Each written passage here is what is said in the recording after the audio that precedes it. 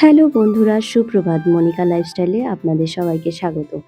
আশা করি অনেক ভালো আছেন। আজকের সকালটা শুরু করছি একদম সাধারণ কিছু ঘরের কাজ নিয়ে। ঘুম থেকে উঠেই প্রথমেই ছড়িয়ে ছিটিয়ে থাকা কাপড়গুলো গুছিয়ে নিলাম। ঘরটা একটু পরিপাটি হলে মনেও একটা ভালো লাগা কাজ করে। এরপর মশারিটা ভাঁজ করে সুন্দর করে রাখলাম। প্রতিদিনের ছোট ছোট কাজগুলো সময় মতো করে ফেললে পরে আর ঝামেলা থাকে না।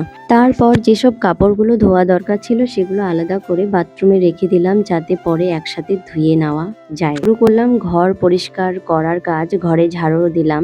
ঝাড়ু দেওয়ার পর ঘরটাও পরিষ্কার ও সুন্দর দেখাচ্ছিল। তার কিছুক্ষণ পর বাসন ধোয়ার কাজে লেগে পড়লাম। রান্নাঘরে জমে থাকা বাসনগুলো একে একে পরিষ্কার করে যে যার যেখানে রেখে দিলাম।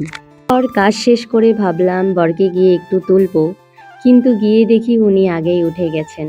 শুধু তাই নয়, বিছানাটাও গুছিয়ে ফেলতে শুরু করেছেন। এটা দেখে বেশ ভালো লাগলো, কারণ সকালের কাজগুলো একসাথে করলে অনেক দ্রুত শেষ হয়ে যায়।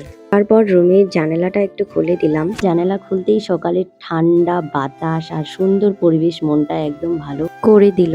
তো বন্ধুরা, আজকের ব্লগটি এখানেই শেষ করলাম। আশা করছি সুস্থ থাকবেন, ভালো থাকবেন। দেখা হচ্ছে পরবর্তী ভিডিওতে। টাটা।